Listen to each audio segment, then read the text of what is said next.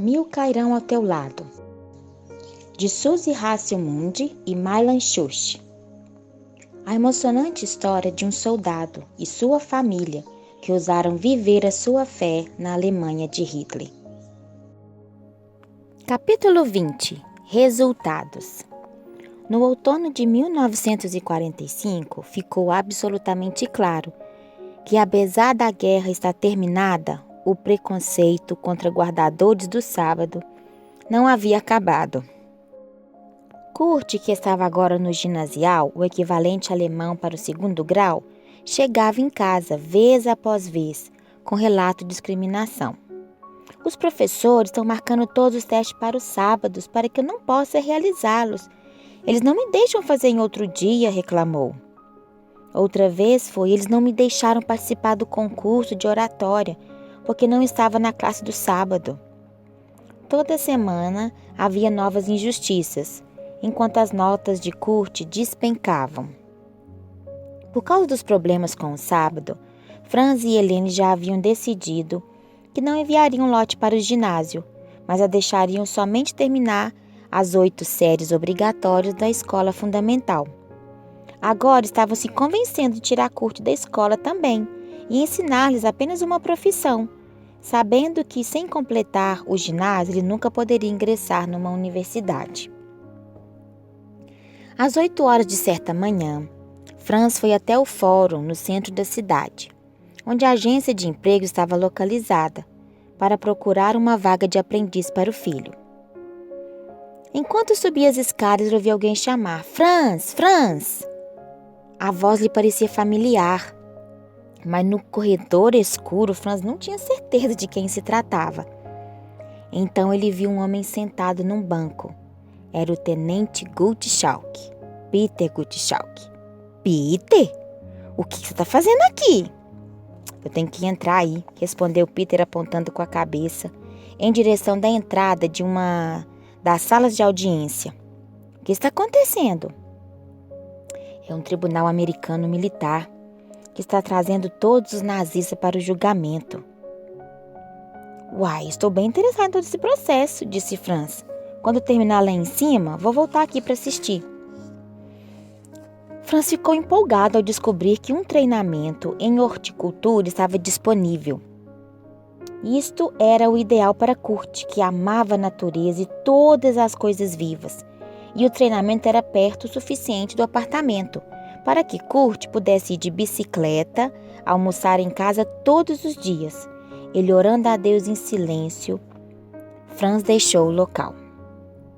Embaixo, a corte já estava em sessão. Franz, o único civil, sentou-se na última fileira. Enquanto se assentava, ele ouviu o juiz ler uma lista de acusações contra Peter Gottschalk. Franz maravilhou-se ao perceber quantos detalhes o juiz sabia. Mesmo antes da guerra ter começado, Peter havia sido um guarda num campo de concentração, acusado de crueldade excepcional.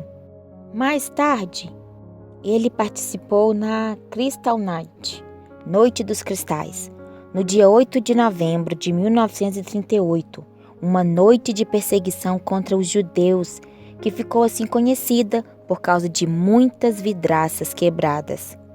Em menos de 20 horas, mais de 23 milhões de dólares de prejuízo fora causado. Para cada acusação, Gottschalk respondia simplesmente: não sei nada sobre isso, eu não me lembro disso. Sem palavras, Franz balançava a cabeça. No exército, Gottschalk sempre se orgulhava dos seus feitos. Na Kristallnacht, ele pessoalmente conduzira um destacamento de nazis que queimaram uma sinagoga judaica. O juiz, que não demonstrava a menor perda de memória, sabia muitos dos detalhes sobre esse evento. Ele sabia a marca do caminhão de Gottschalk que ele usara e o horário exatamente do incidente, porque o motorista do caminhão havia testemunhado contra ele.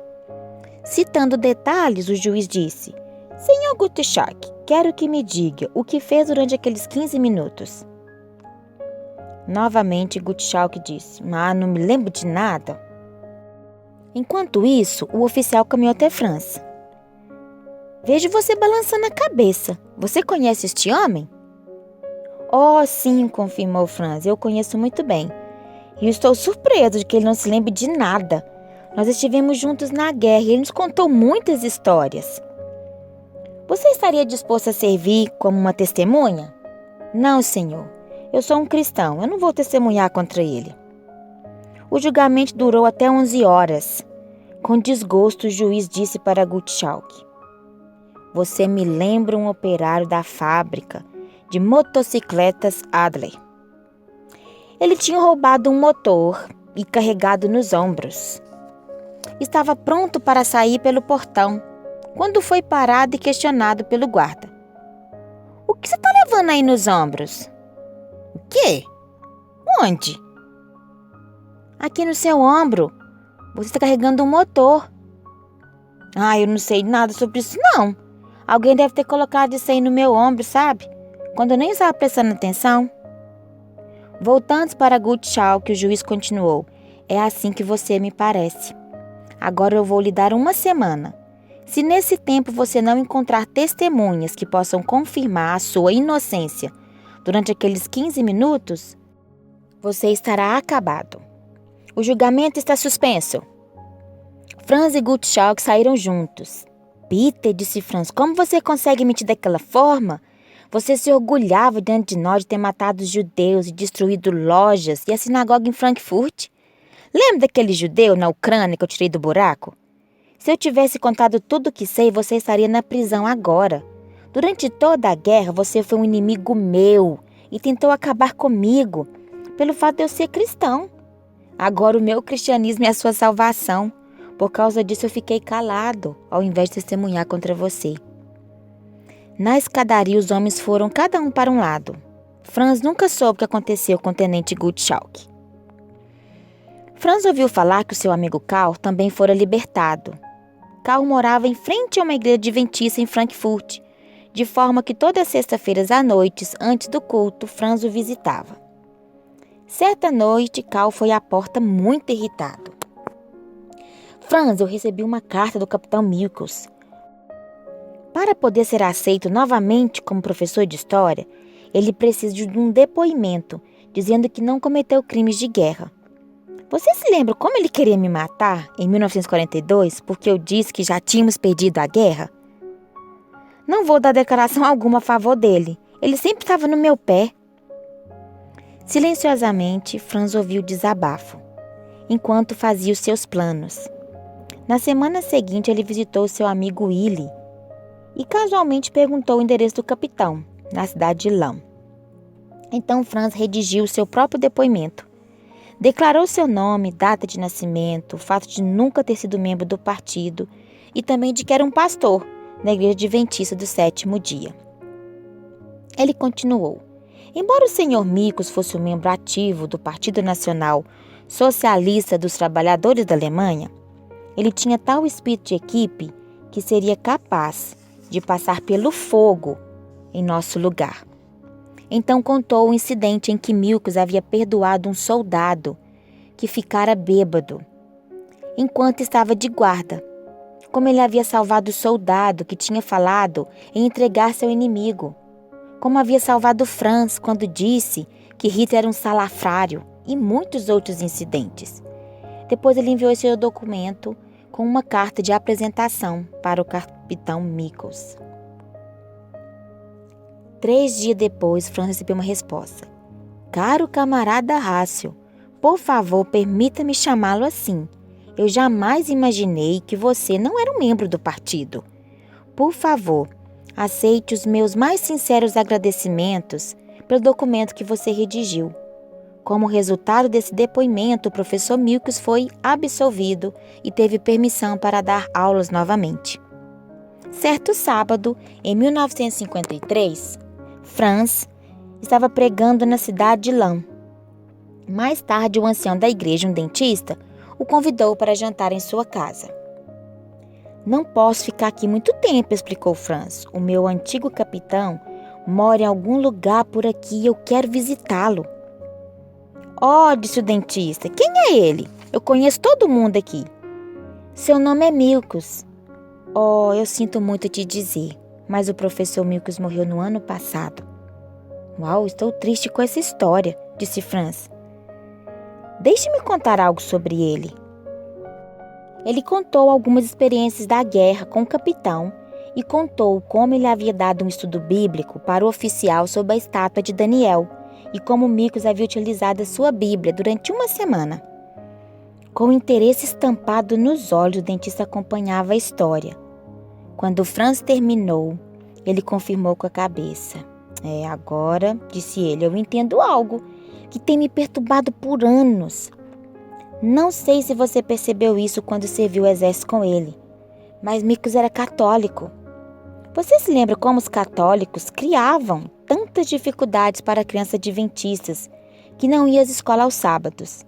Bem, todos os meus filhos tiveram Micos como professor.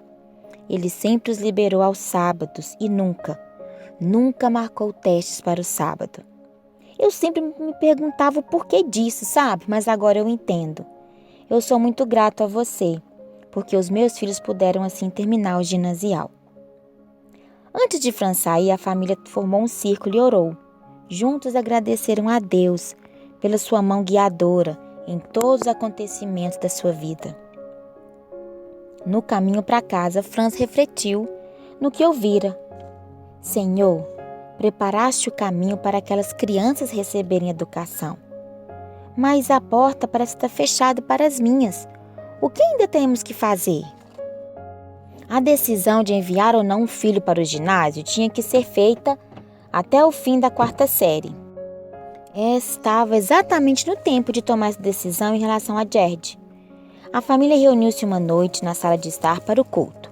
Gerd, começou Franz, você conhece as dificuldades que Kurt teve no ginásio. Andei perguntando e descobri que os antigos professores dele ainda estão lá. De outros adventistas, eu fiquei sabendo que para ter sucesso, a pessoa tem que ir à escola aos sábados. Franz tirou o lenço, suou o nariz. Eu sei do seu gosto pelo aprendizado. Você gostaria, de estudar numa universidade. Se não enviarmos para o ginásio, não terá essa oportunidade. O que você quer fazer? Todos estavam olhando para Gerd enquanto ele engoliu em seco. Então, sem hesitar, disse: Papai, eu não quero passar pelo que Kurt passou. E eu quero guardar os mandamentos de Deus. Eu ficarei na escola elementar e depois vou aprender um ofício. Helene pôs os braços ao redor de Gerd e o abraçou fortemente. Ela entendia o sacrifício que ele estava fazendo. Então a família se ajoelhou unida enquanto Franz orava. Senhor, durante todo o tempo longo da guerra, o Senhor nos protegeu e no fim nos trouxeste de volta. E aqui estamos juntos e salvos. Agora Gerd decidiu ser fiel à guarda do sábado, ao invés de cursar uma educação superior. Oro para que não permitas que isso seja uma desvantagem para ele, já que ele se prepara para trabalhar para ti. A família levantou-se e formou um círculo e, mais uma vez, cantaram o seu hino favorito. Castelo forte é o nosso Deus, refúgio e fortaleza. Com o seu poder, ele defende os seus e os livra com presteza. A nossa força nada faz, estamos assim perdidos, mas o nosso Deus socorro traz e somos protegidos. Sim, que a palavra vencerá, nós sabemos com certeza, e nada nos assustará com Cristo por defesa. Se temos de deixar parentes, bens e lar, embora a vida vá, por nós Jesus está, e dar-nos-á o seu reino.